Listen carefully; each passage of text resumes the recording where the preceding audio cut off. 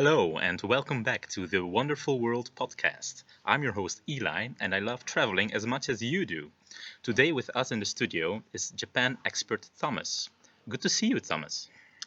What an introduction, Eli. Thank you for having me. Maybe expert is a bit exaggerated.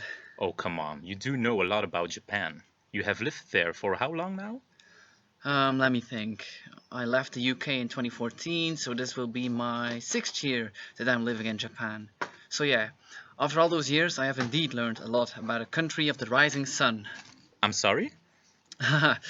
That's Japan's nickname, the country of the rising sun.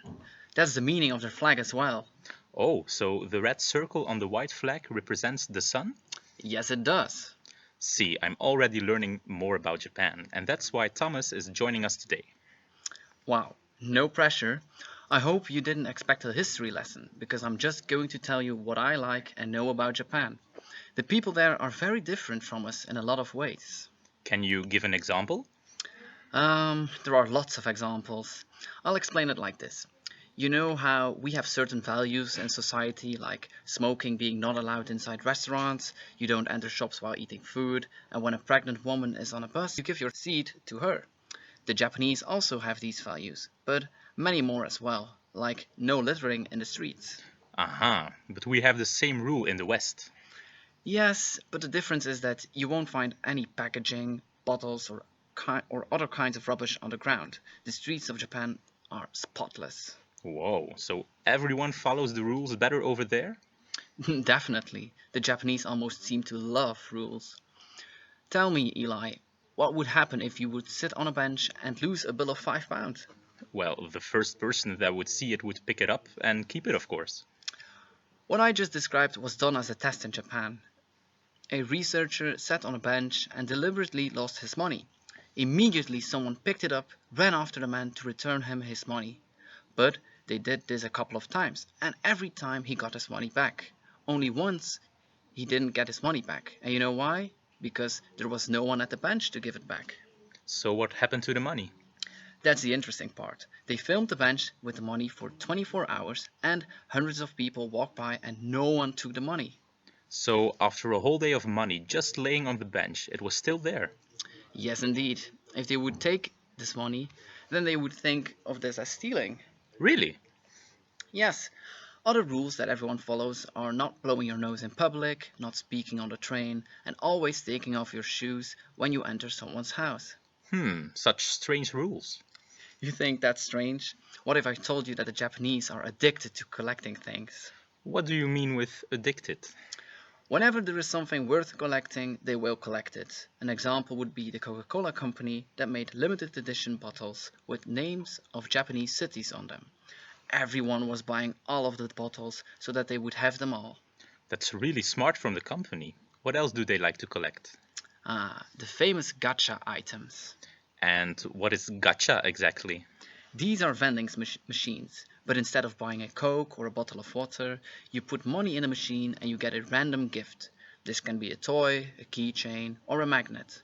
Nothing big, just small presents. And the Japanese like these useless items? They adore them. You know why? Because they like collecting things? Indeed. Tell me, Thomas, if I were to go to Japan, where should I go and what should I visit?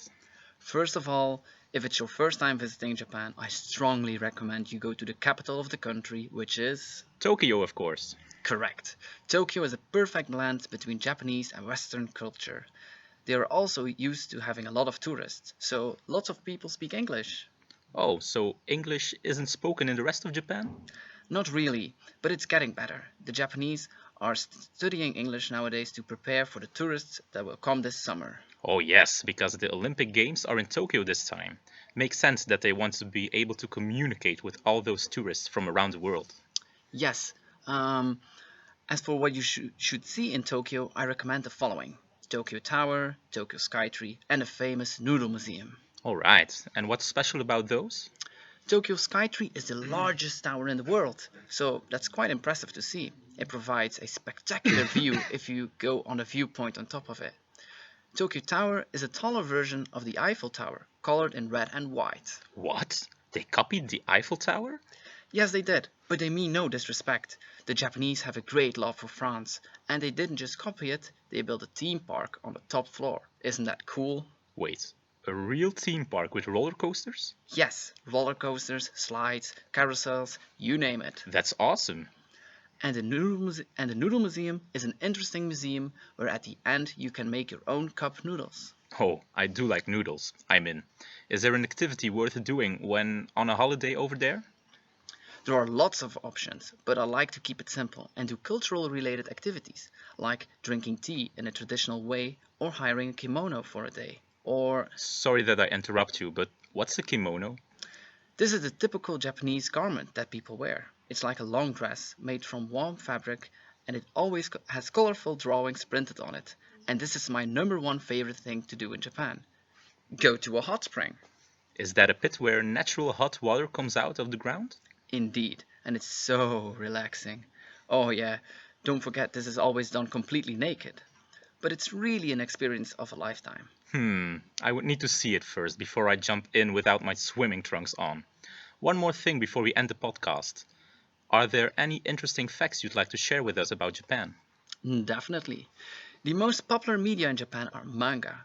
These are Japanese comics that are released weekly and are always printed black and white to lower the cost. Everyone reads these comics children, teenagers, adults, even grandmas and grandpas. What's interesting is that you have to read these from right to left, What? Why? because that's how the Japanese write and read as well. The comics have also become very popular in the rest of the world, mainly in France, Spain, and in the United States. So if you want, you could read these in English. I'm fascinated by this island and its culture. Maybe one more fun fact before you go? Alright, do you know the candy bar Kit Kat? I certainly do. And how many flavors do you know? Let me think. Milk chocolate, dark chocolate, and I think white as well? Uh huh. Well, in Japan there are over 200 flavors. They have strawberry, cherry, green tea, pumpkin, wasabi, etc. Really? I want to go to Japan now. I love chocolate so much. But why do they have so many flavors? Because Kit Kat is the most popular chocolate in Japan. They pronounce it as Kitkatsu, which means good luck in Japanese. They are very superstitious and believe that giving a Kit Kat to someone that has an exam will pass or when someone is ill will get better. That's very interesting. All right. Thank you for coming, Thomas. I've learned a lot today. You're welcome. Oh, and next time you come back from Japan, bring me some Kit Kat, will you? I will. Thank you for listening. My name is Eli, and this was another episode of the Wonderful World Podcast. Until next time.